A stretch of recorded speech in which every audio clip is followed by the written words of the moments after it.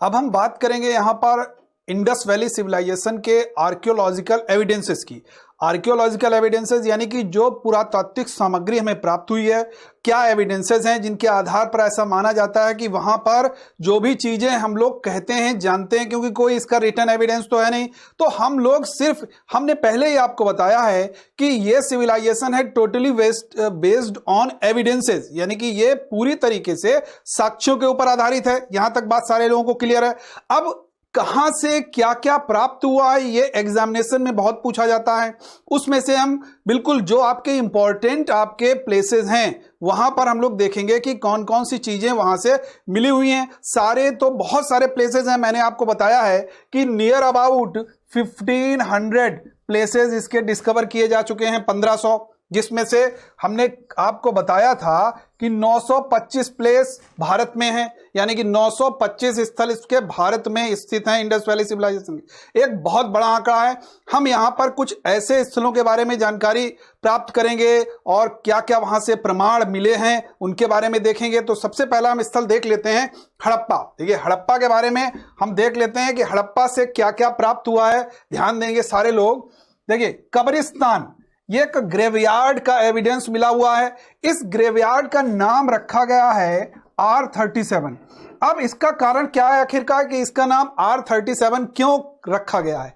हम यहां पर एक बात सारे लोगों को क्लियर कर दें कि यहां पर 57, जी हां 57 जो हैं वो कब्रें मिली हुई हैं। याद रखिए 57 कब्रें वहां पर मिली हुई हैं। उनमें से जो 37 कब्रें हैं, इन 37 कब्रों में क्या मिला हुआ है, सब मिले हुए हैं। इसीलिए यानी कि डेड बॉडीज जो हैं वो 37 कब्रों में मिली हुई हैं। टोटल कब्रों की संख्या कितनी है, 57। तो इसीलिए इसका नाम क्या रख दिया गया, R37। तो ये बात क्लियर हो गई। अगर कभी भी क्वेश्चन आपसे पूछा जाएगा कि हड़प्पा नामक स्थल से जो कब्रिस्तान मिला हुआ है उसका नाम क्या है, तो R37 नाम आप बताएंगे। अगर पूछ दिया जाए कभी कभार किसी भी एग्जाम में, PSC लेवल के एग्जाम में, कि भाई इसका नाम R37 क्यों है, तो आप इजी वे में बता देंगे कि उसका नाम इसलिए R37 है क्योंकि वहां पर लगभग 57 कब्रें मिली थी, जिनमें से 33 में सब रखा हुआ है, इसीलिए इसको R37 के नाम से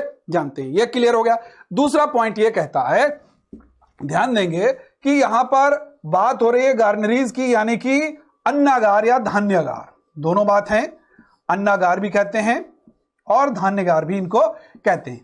अन्नागार बेसिकली यहां से जो मिले हुए हैं वो माना जाता है कि 6-6 की पंक्तियों में, याद रखिए जो 6-6 की पंक्तियों में हमको 12 अन्नागार प्राप्त हुए हैं, यानी कि 6 एक साइड में और 6 एक साइड में, टोटल कितने अन्नागार हो गए आपके, 12 अन्नागार यहां से प्राप्त हुए हैं। 6-6 की रो, 6-6 की पंक्तियों में यहां से अन्नागार प्राप्त हुए हैं। यहां तक बात सारे लोगों को क्लियर हो जानी चाहिए, ठीक है।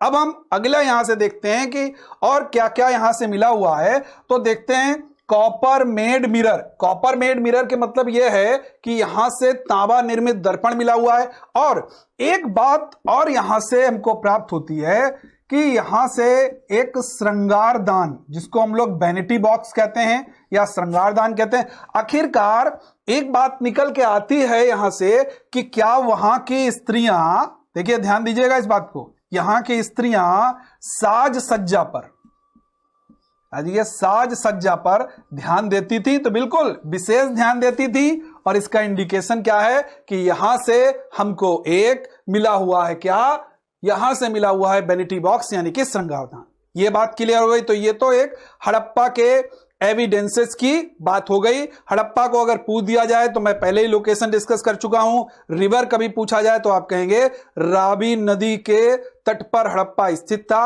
अगर कभी थोड़ा सा और डेप्थ में पूछ लिया कि रावी के बाएं था या दाएं था, तो सीधा सा है रावी। जब हम लिखते हैं रावी तो देखिए VI आया, तो VI से आप क्या लगाएंगे, बायां, यानी कि बाएं तट पर यह स्थित था। ये तो बात हो गई हड़प्पा के आर्कियोलॉजिकल एविडेंसेस की। अब हम देखते हैं इसका नेक्स्ट प्लेस है मोहनजोदारो। अब मोहनजोदारो के बारे में अगर हम बात करते हैं तो मोहनजोदारो क्या है, सबसे पहले हम ये जान लेते हैं कि ये मोहनजोदारो को कहा जाता है मृतकों का टीला। समझेंगे, मृतकों का टीला इंग्लिश में जिसको हम कह सकते हैं tomb of ghost, tomb of ghost भी कहा जाता है। अब टॉम्ब ऑफ घोस्ट क्यों कहा जाता है, इसका कारण क्या है समझ लीजिए। यहां से हमको कंकाल माना गया है, 42 कंकाल प्राप्त हुए हैं। जी हां, 42 कंकाल प्राप्त हुए हैं, तो इसीलिए इसको कहा जाता है मृतकों का टीला। समझ लीजिएगा, मृतकों का टीला कहे जाने का सबसे बड़ा कारण क्या है कि यहां पर हमको 42 कंकाल संख्या में प्राप्त हुए हैं, तो इसीलिए इनको हम लोग मृतकों का टीला के नाम से जानते हैं इस स्थल को। ये तो बात हो गई मोहनजोदाड़ो को क्यों कहा जाता है मृतकों का टीला। दूसरा, इसका सबसे महत्वपूर्ण पॉइंट जो कि हमने पहले भी डिस्कस किया है आप लोगों के साथ, अगर पूछा जाए लार्जेस्ट, ध्यान देंगे, लार्जेस्ट प्लेस, यानी कि लार्जेस्ट प्लेस की बात हुई है। Largest place according to area, area की बात हो रही है। एरिया के मतलब है क्षेत्रफल, यानी कि क्षेत्रफल के अनुसार हड़प्पा सभ्यता का सबसे बड़ा नगर कौन सा है, तो सीधे आंसर आएगा मोहनजोदाड़ो। ये बात क्लियर। लेकिन थोड़ा सा अगर पेपर सेटर क्वेश्चन घुमाए, वो अगर कहे भारत में हड़प्पा सभ्यता का सबसे बड़ा क्षेत्रफल के अनुसार स्थित स्थल कौन सा है, तब आपका आंसर आएगा राखीगढ़ी। क्लियर यहां तक बात सारे लोगों को। अब हम यहां पर देखते हैं एक और एविडेंस, और वो आपका एविडेंस ये कहता है कि हड़प्पा सभ्यता में जो मोहनजोदाड़ो स्थल है, वहां से एक हमको ब्रॉन्ज डांसर स्टैचू, यानी कि एक कांसे की नर्तकी की मूर्ति, याद रखिए, एक कांसे की नर्तकी की मूर्ति भी प्राप्त हुई है, जो कि आपका एक महत्वपूर्ण क्वेश्चन बन सकता है। और कई बार पूछा भी गया है कि कांसे की नर्तकी की मूर्ति कहां से प्राप्त हुई है, तो सीधा सा आपका आंसर क्या हो जाएगा, मोहनजोदाड़ो से। अब इस मोहनजोदाड़ो का जो नेक्स्ट एविडेंस है वो सबसे महत्वपूर्ण है, जिसको कि कहा गया है आश्चर्यजनक निर्माण। समझ लीजिए, ध्यान देंगे इधर, आश्चर्यजनक निर्माण। ठीक है भाई, आश्चर्यजनक निर्माण किसने कहा है, तो आप सीधा सा आंसर क्या कहेंगे, जॉन मार्शल। जॉन मार्शल ने कहा है कि एक अद्भुत है। क्यों अद्भुत है, एक ऐसा ग्रेट बाथ बनाया गया है, जिस ग्रेट बाथ को हम लोग मानते हैं एक वाटर वर्शिप का एविडेंस, जल पूजा के जो साक्ष्य हैं वो हमको यहां से प्राप्त होते हैं। तो विशाल स्नानागार के बारे में अगर कभी भी आपसे पूछा जाए तो आप निश्चित रूप से बताएंगे कहां पर प्राप्त हुआ है, ये मोहनजोदाड़ो से प्राप्त हुआ है। अब विशाल स्नानागार के बारे में एक और पॉइंट हम डिटेल में जान लेते हैं। अगर कभी इसका लंबाई, चौड़ाई और गहराई की बात करें तो याद रखिएगा 11.88 इसकी लंबाई है। याद रखिए, ये 11.88 क्या मीटर की बात हो रही है, यहां पर सेंटीमीटर की बात नहीं होगी, क्योंकि एक बिल्डिंग की बात हो रही है। ये 11.88 मीटर ये इसकी लंबाई की बात है। अगर चौड़ाई की बात करेंगे तो 7.01 मीटर इसकी चौड़ाई है। अगर गहराई की बात करेंगे तो 2.43 मीटर इसकी गहराई है, यानी कि एक बहुत ही विशाल एक स्थल था। इसको बहुत ही ग्रेट बाथ, इसीलिए बृहत स्नानागार के नाम से जाना जाता है। अब यहां पर एक और हम चीज देखते हैं, ग्रेट गार्नरी, यानी कि यहां पर भी एक अन्नागार की प्राप्ति हमको हुई है। अभी आपने देखा था हड़प्पा से 6-6 की पंक्तियों में हमको अन्नागार मिले हैं, लेकिन यहां से भी एक विशाल अन्नागार की प्राप्ति हमको होती है। अन्नागार का मतलब यह है कि जहां पर कोई भी अनाज स्टोर करके रखा जाता है, तो यह भी कह सकते हैं कि एक ट्रेड का एविडेंस है कि आखिरकार अन्नागार क्यों बनाए गए। या तो अन्नागार आपातकालीन स्थितियों के लिए बने होंगे कि जब अनाज में कोई समस्या आएगी, चाहे सूखा आ जाए चाहे बाढ़ आ जाए, तब उस समय होगा। या तो कहीं ना कहीं वो ट्रेड सिस्टम आखिरकार स्टोरेज किया गया है, स्टोरेज करने के बाद में उसको कहीं ना कहीं आयात निर्यात के सिलसिले में अन्नागार का भी निर्माण किया जा सकता है। तो दो चीजों को अन्नागार इंडिकेट करता है। एक तो जब इमरजेंसी के लिए हमारे पास होना चाहिए, क्या होना चाहिए, अनाज होना चाहिए, या तो वो ट्रेड सिस्टम को यानी कि व्यापार व्यवस्था को अंकित करता है, यानी कि इंडिकेट करता है। अब हम अपने नेक्स्ट प्लेस के एविडेंसेस के बारे में बात करते हैं, और नेक्स्ट प्लेस का एविडेंस है, हमारा जो प्लेस है वो है कालीबंगन। कालीबंगन बहुत महत्वपूर्ण है, सारे लोग जानते हैं। कि अभी हम डिस्कस भी किया था आप लोगों के साथ, राजस्थान में स्थित है। कहां पर स्थित है? राजस्थान में स्थित है। अब राजस्थान में अगर ये स्थित है तो इसकी विशेषता क्या है, इसका अर्थ क्या है? तो इसको हम लोग ब्लैक बेंगल्स या काले रंग की चूड़ियां कहते हैं। क्या कहते हैं? काले रंग की चूड़ियों के नाम से जाना जाता है इसको। सारे लोग ध्यान देंगे क्योंकि ये पूछा गया है। अभी हमने मोहनजोदड़ो के बारे में बताया था कि वहां पर उसको कहा गया है क्या? मोहनजोदड़ो को मृतकों का टीला, और यहां पर कालीबंगा को क्या कहा गया है? काले रंग की चूड़ियां। इसका अर्थ है यहां पर सबसे इंपॉर्टेंट अगर हम बात करते हैं तो सबसे इंपॉर्टेंट अगर बात करेंगे तो आपका आंसर क्या होना चाहिए? कल्टीवेटेड लैंड, यानी कि जुते हुए खेत के साक्ष्य लिखा हुआ है। जुते हुए खेत के साक्ष्य यहां पर प्राप्त हुए हैं, जो कि बहुत ही महत्वपूर्ण आपका क्वेश्चन है, कई बार पूछा जा चुका है और पूछा भी आगे जा सकता है। तो यह बात क्लियर है, अगर कभी पूछा जाए जुते हुए खेत के साक्ष्य तो आंसर क्या होगा? कालीबंगा से प्राप्त हुए हैं। अब अगर पूछा जाए अग्निवेदिकाएं, जी हां, ये मोस्ट इंपॉर्टेंट पॉइंट है। अग्निवेदिकाओं के बारे में जानकारी हमको कहां से मिलती है? तब भी आपका आंसर क्या हो जाएगा? कालीबंगा ही होगा। नेक्स्ट है इसका evidence copper ox. Copper ox के मतलब तांबे का बना हुआ बैल। ये तांबे का बना हुआ बैल भी हमको कहां से प्राप्त हुआ है? ये भी कालीबंगा से ही हमको प्राप्ति इसकी हुई है। अगर कभी पूछा जाए एंशिएंट एविडेंस ऑफ अर्थक्वेक, यानी कि भूकंप के हमको प्राचीनतम साक्ष्य कहां से मिलते हैं? तो बिल्कुल ये भी आपको यहीं से प्राप्त होते हैं, यानी कि भूकंप का जो साक्ष्य है वो भी आपको कालीबंगा से ही प्राप्त होता है।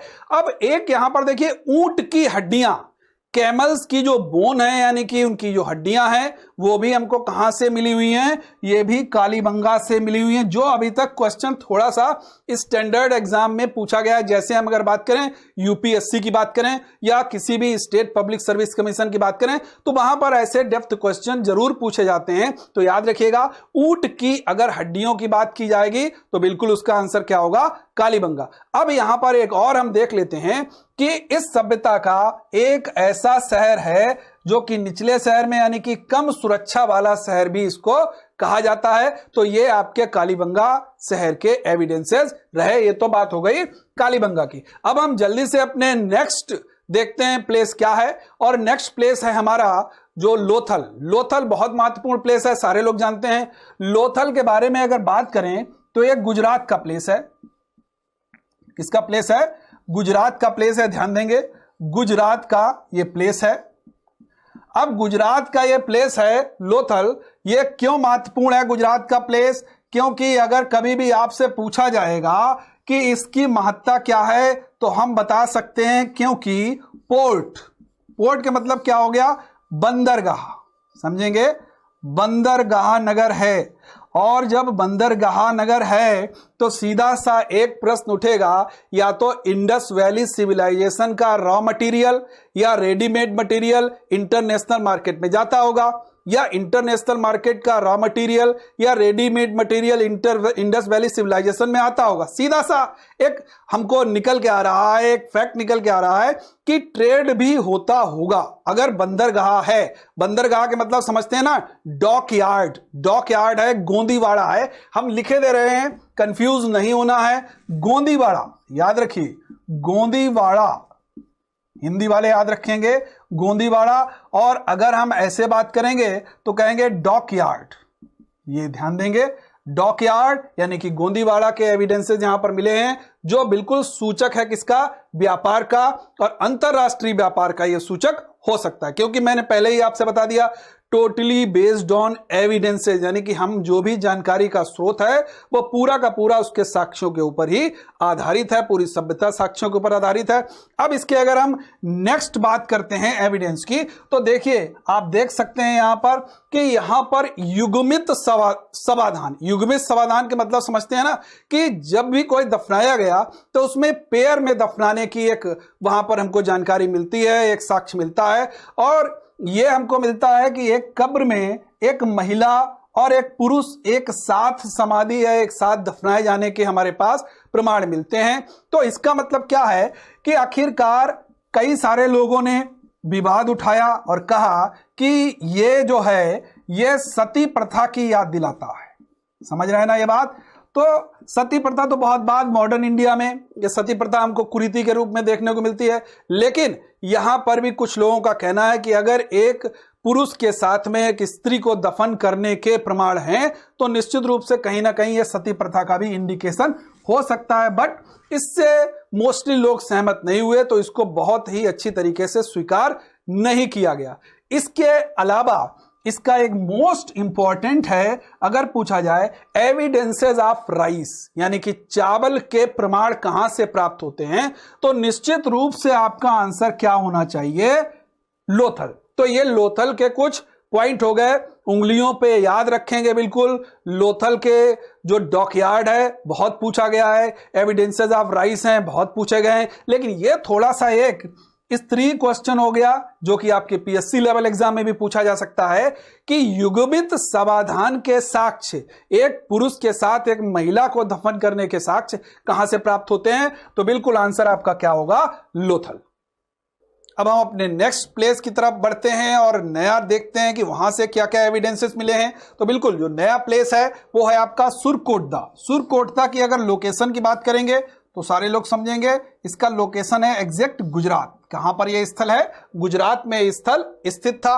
अब गुजरात में हमने आपको एक टेक्निक बताई थी, आप लोग याद रखेंगे कि एसडीडी मैं फिर से रिपीट के दे रहा हूं, S for Surkotada, D for Desalpur and D for Dholavira. ये तीनों स्थल कच्छ के रण के स्थल हैं। इसके अलावा अगर हम बात करें लोथल, रंगपुर, प्रभास पाटन, ये सब के सब काठियावाड़ क्षेत्र के स्थल हैं, याद रखिएगा। जिसको कुछ लोगों ने खंपात की खाड़ी का भी स्थल कहा है, लेकिन एग्जैक्ट अगर बात करेंगे तो ये काठियावाड़ क्षेत्र के स्थल माने जाते हैं, लेकिन एसडीडी वाले ये कच्छ के रण के क्षेत्र के स्थल माने जाते हैं। ठीक, तो यहां पर सुरकोतरा से हमको क्या मिला हुआ है, घोड़े की हड्डियां। अब घोड़े की हड्डियां, कुछ लोगों ने घोड़े की हड्डियां बताई हैं, कुछ लोगों ने कहा है कि घोड़े का जबड़ा मिला हुआ है। जबड़ा का मतलब होता है जा, यानी कि हॉर्स जा भी वहां से प्राप्त हुआ है, कुछ लोगों का मानना है। बट जबड़े में भी हड्डियां होती हैं, तो कुछ लोगों ने कहा कि ये हड्डियां ही प्रमाणित साक्ष्य के रूप में माना जाता है। ठीक है भाई, अब हम अगले प्लेस की तरफ बढ़ते हैं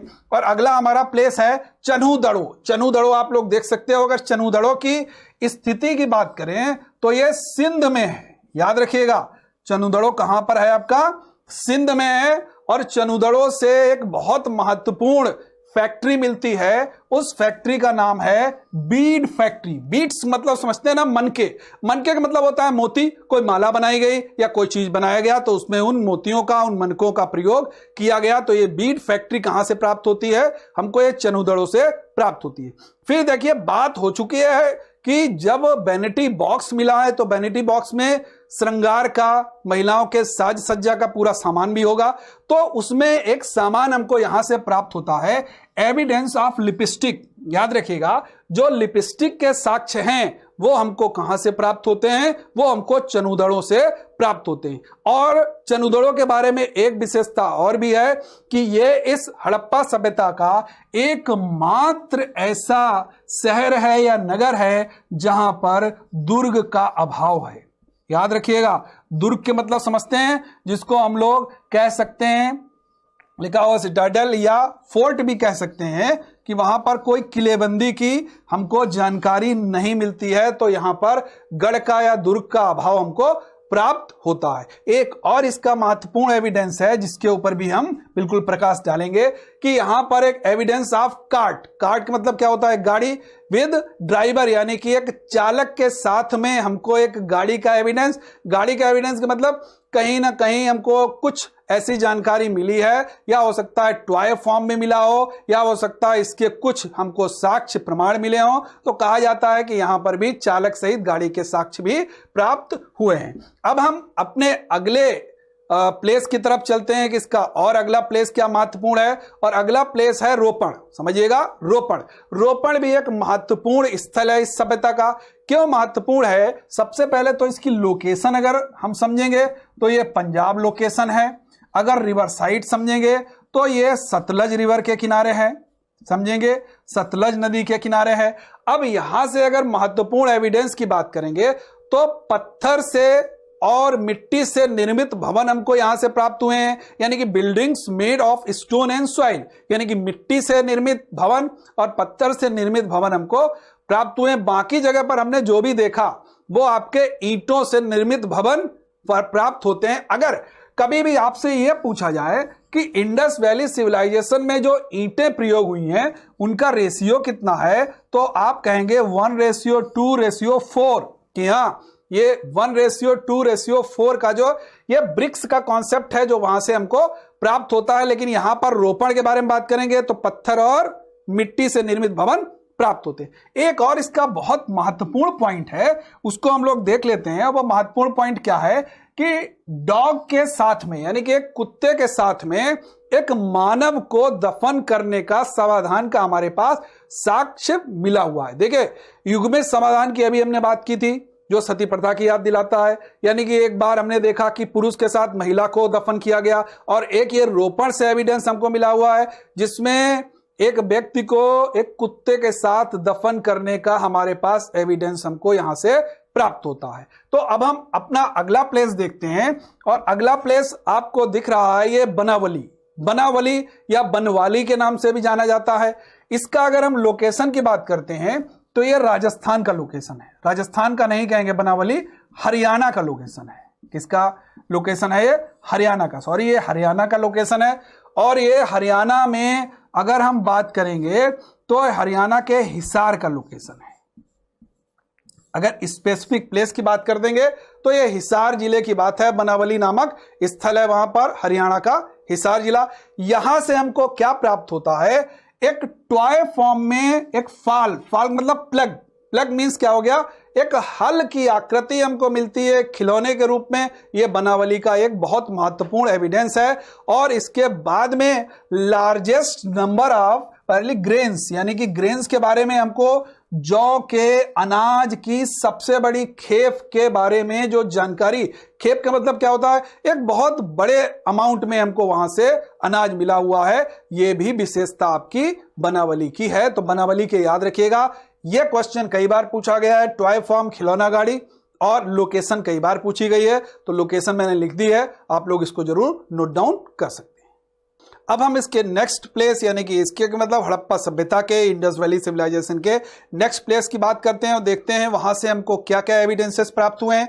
तो नेक्स्ट प्लेस है धौलावीरा। धौलावीरा की हम चर्चा कर चुके हैं, सारे लोग जानते हैं। इस धौलावीरा की अगर लोकेशन एग्जैक्ट बात करेंगे तो ये लोकेशन भी इसकी गुजरात है। अभी हमने SDD की बात की थी तो वहां पर एक डी के मतलब धौलावीरा है। अब इस साइट का महत्व क्यों है देख सकते हैं आप लोग। ये जो साइट है 3 भागों में विभाजित है, यानी कि only one site of Indus valley civilisation which was divided in 3 parts. 3 parts के मतलब क्या हो गया, यहां पर एक बार समझेंगे। देखिए, इस तरीके से कुछ संरचना है। ये पूर्वी टीला और पश्चिमी टीला की ये संरचना है। तो सारे के सारे नगर पूर्वी टीला और पश्चिमी टीला में विभाजित है, लेकिन एकमात्र धौलावीरा है जो बीच का भी हिस्सा है, यानी कि इसको मध्यमा कहा जाता है। तो इसीलिए कहा जाता है कि ये जो है ये 3 भागों में विभाजित है। बाकी कोई भी नगर इस सभ्यता का 3 भागों में विभाजित नहीं है, जो कि इस हड़प्पा सभ्यता से एक बहुत महत्वपूर्ण क्वेश्चन बन सकता है। अब यहां से नेक्स्ट एविडेंस हम देखते हैं कि यहां से एक बहुत बड़ा विशाल जलाशय की प्राप्ति हुई है। यह भी क्वेश्चन आपका एग्जाम में बन सकता है। अब यहां पर इसका नेक्स्ट एविडेंस हम देखते हैं कि जो यूनिक वाटर सिस्टम है, यानी कि वाटर दोहन प्रणाली, दोहन के मतलब समझते हैं ना, यूटिलाइज करने का जो सिस्टम है, वो हमको यहां पर सबसे ज्यादा दिखता है। धौलावीरा में ही हमको दिखता है, बाकी किसी जगह में इतना यूटिलाइजेशन वाटर का सिस्टम हमको नहीं दिखता है। यानी कि कह सकते हैं हार्नेसिंग सिस्टम, यानी कि हार्नेसिंग सिस्टम का मतलब सीधा सा हो गया दोहन, यूटिलाइज करने का कॉन्सेप्ट वहां पर था। अब यहां पर एक और हमको दिखता है धौलावीरा से, वो है आपका क्रीड़ागार, स्टेडियम। याद रखिए, क्रीड़ागार यानी कि स्टेडियम का भी एविडेंस हमको इंडस वैली सिविलाइजेशन में कहां से मिलता है? वो भी आपका मिलता है धौलावीरा से। एक और पॉइंट हम यहां पर आपको बिल्कुल बताना चाहेंगे, और वो पॉइंट ये है, अगर कभी आपसे पूछा जाए साइन बोर्ड, बिल्कुल पूछा जाए एग्जाम में, साइन बोर्ड कहां से मिला है, तब भी आपका आंसर क्या होना चाहिए? धौलावीरा से साइन बोर्ड मिला हुआ है। साइन बोर्ड को हम लोग हिंदी में कहते हैं, हिंदी वाले ध्यान देंगे, नाम पट्टिका। याद रखिए, ये नाम पट्टिका की जो प्राप्ति है, एविडेंस है, वो भी कहां से मिला हुआ है? धौलावीरा से। अब हम बात करेंगे इंडस वैली सिविलाइजेशन के एक और एविडेंस की, और वो एविडेंस हमने जितना कुछ पढ़ा सबका एक मेन सोर्स था हमारे पास। वो सोर्स क्या था? एविडेंस, साक्ष्य। सीधा सा भी आप लोगों ने देखा, तो हमने कुछ प्लेसेस आपके सामने रखे और उन प्लेसेस के बारे में हमने देखा कि भाई जहां जहां से जो कुछ पाया गया हमने उसके आधार पर अनुमान लगाया कि वहां वहां पर वैसा वैसा होता था। मोहनजोदाड़ो के बारे में बात की तो वहां पर एक हमको दिखा बहुत बड़ा विशाल स्नानागार, हमको राइस के एविडेंस की बात की तो लोथल दिखा। तो इसी तरीके से हमने एक अनुमान लगाया कि जो जो चीजें हमको जहां से मिली वो चीजें वहां पर कहीं ना कहीं उस रूप में होती होंगी। अगर हमको टॉय फॉर्म में एक बैलगाड़ी मिली तो हमने एक अंदाजा लगाया या अनुमान लगाया कि वहां पर बैलगाड़ी चलती होगी। तो बिल्कुल ये बात समझ लें कि this civilisation totally based on evidences. But एक और चीज आपके सामने है, script of this civilisation. Script के मतलब होता है लिपि, और ये लिपि के मतलब यहां पर हम एक बात आपसे कहना चाहेंगे कि हमने आपसे बात की थी कि आद्य ऐतिहासिक सभ्यता, समझिए आद्य ऐतिहासिक सभ्यता की अगर बात करेंगे या आद्य सभ्यता, Indus valley civilisation proto history को बिलोंग करती है, सारे लोग समझते हैं, मैं पहले भी डिस्कस कर चुका हूं। ये एक आद्य ऐतिहासिक सभ्यता है। आद्य ऐतिहासिक सभ्यता की अगर बात करें तो ये रिटर्न पर भी है, एविडेंस पर भी है, जैसा कि हम लोग सारे लोग जानते हैं। तो ये जो रिटर्न है, लिखित साक्ष्य हैं, हमको ये लिखित साक्ष्य इसके प्राप्त नहीं होते हैं। ये बात समझ लेंगे, हमको इसके लिखित साक्ष्य नहीं प्राप्त होते हैं। अब लिखित साक्ष्य अगर हमको प्राप्त नहीं होते हैं तो ये जो लिपि है, ये लिपि है कैसी? ये आपकी पिक्टोग्राफिक स्क्रिप्ट है। पिक्टोग्राफिक को मतलब कहते हैं लिखा हुआ हिंदी में भाव चित्रात्मक, यानी कि किसी भी चीज को जो बताया गया है वो चित्रों के माध्यम से बताया गया है, समझाने की कोशिश की गई है। और ये लिपि ऐसा माना जाता है 1923-24 तक पूरी तरीके से प्रकाश में आ गई थी। लेकिन इसका सबसे जो ओल्डेस्ट सैंपल है, सबसे पुराना नमूना है, वो पहले खोजा जा चुका था, उसके बारे में जानकारी प्राप्त की जा सकी थी और माना जाता है लगभग 1853 में इसका सबसे पुराना साक्ष्य हमको मिला था। लेकिन 1923-24 इसलिए महत्वपूर्ण डेट है क्योंकि पूरी लिपि इस समय तक हाईलाइटेड यानी कि प्रकाश में आ गई थी। अब अगर कभी आपसे पूछा जाए कि ये लिपि लिखी कैसी है, हम और आप सारे लोग जब हिंदी लैंग्वेज लिखते हैं या इंग्लिश लैंग्वेज लिखते हैं तो कैसे लिखते हैं? हम लोग लेफ्ट टू राइट लिखते हैं, सारे लोग जानते हैं लेफ्ट टू राइट। लेकिन उर्दू एक ऐसी लैंग्वेज है जिसको कैसे लिखते हैं हम लोग? राइट टू लेफ्ट लिखते हैं। तो ठीक वैसे ही ये जो स्क्रिप्ट है written from right to left side, यानी कि ये दाईं से बाईं ओर लिखी गई है। अब एक प्रश्न ये उठता है कि भाई ये दाईं से बाईं ओर कैसे पहचाना गया? जब ये एक पिक्टोग्राफिक है, चित्रों के माध्यम से, तो ऑब्वियसली कुछ चित्र बने होंगे, उन चित्रों के माध्यम से भाव को समझा गया होगा और पता लगाया होगा कि ये दाईं से बाईं ओर या राइट से लेफ्ट साइड की तरफ लिखी हुई है। तो ये अगर सभ्यता जो है वो इसकी जानकारी यानी कि इस पूरी सभ्यता की जानकारी हमको इससे मिल जाए, लेकिन ये अभी तक अपठनीय है, समझ लीजिए अनरीडेबल है। अभी तक ये लिपि पढ़ी नहीं गई है। जिस दिन ये लिपि पढ़ ली जाएगी उस दिन हो सकता है सिंधु सभ्यता का इतिहास बदल जाए। ध्यान देंगे, हो सकता है अगर ये लिपि पढ़ ली गई तो हो सकता है सिंधु सभ्यता का इतिहास बदल जाए और इसके सारे आंकड़े बदल सकते हैं। तो ये आज का हमारा सेशन रहा है, हम आप तो यहां पर विराम लेते हैं। ये हमारा पहला क्लास रहा आप लोगों के लिए इंडस वैली सिविलाइजेशन का। अब आप लोगों से हम मुलाकात करेंगे अपने अगले क्लास में। तब तक के लिए आप लोग सुरक्षित रहिए। धन्यवाद। मिलते हैं आप लोगों से नेक्स्ट क्लास में।